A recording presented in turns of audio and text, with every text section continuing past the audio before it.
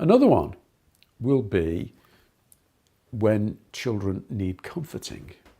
Now, lots of primary teachers recognize that as a regular feature of children getting bullied, or they get upset about things. And secondary teachers think, oh, that's not something I feel confident about.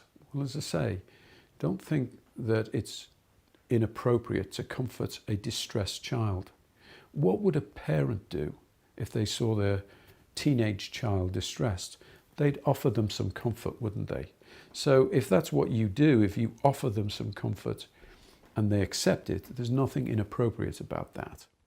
But those of you who are men in the audience will be more worried about this than women, and I'll come back to that in a moment.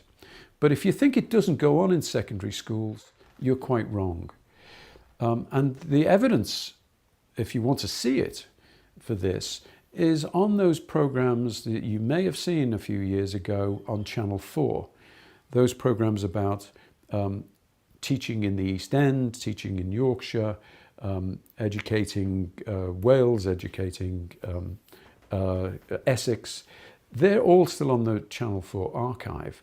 And if you watch them, they're absolutely littered with examples of secondary teachers comforting teenage boys and girls when they get distressed and upset about things. But don't intrude into people's personal space. Don't go and comfort them because that's what you think they need. Offer it.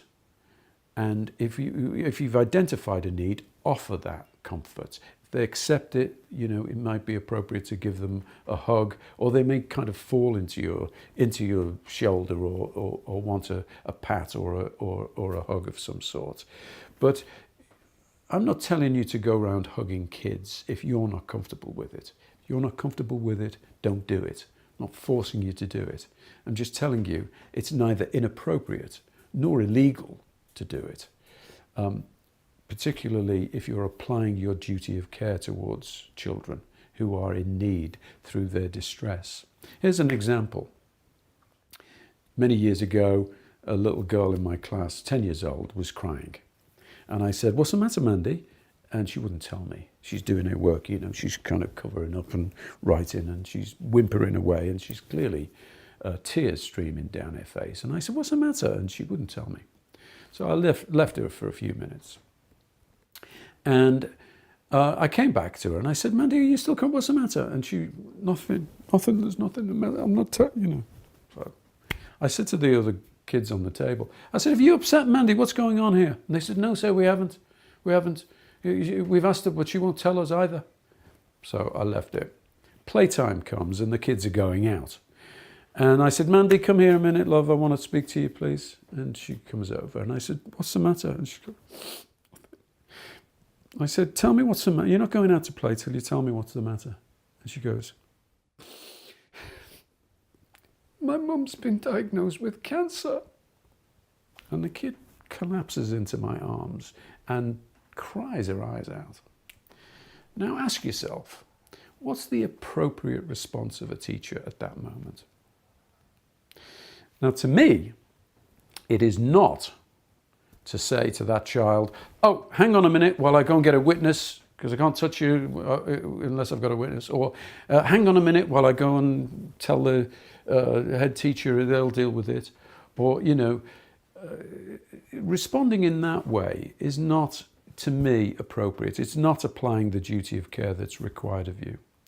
What's appropriate at that moment is to show her some humanity, isn't it? And to comfort her at the point at which she needs it. And so I did give her a little cuddle, and I gave her some what reassuring words I could at that moment. She had a good cry, and off she went out to play.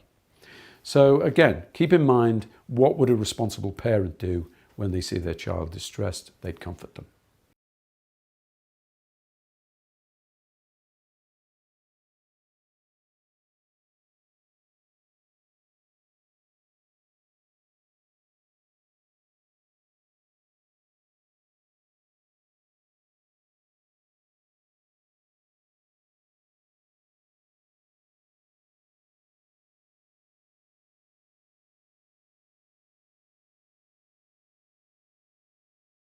Hi everybody, my name is Alan Newland and I've been in education for over 40 years now, both as a teacher in a primary school, as a head teacher, as a lecturer in teacher education, as an advisor to the Department for Education and at the General Teaching Council for England.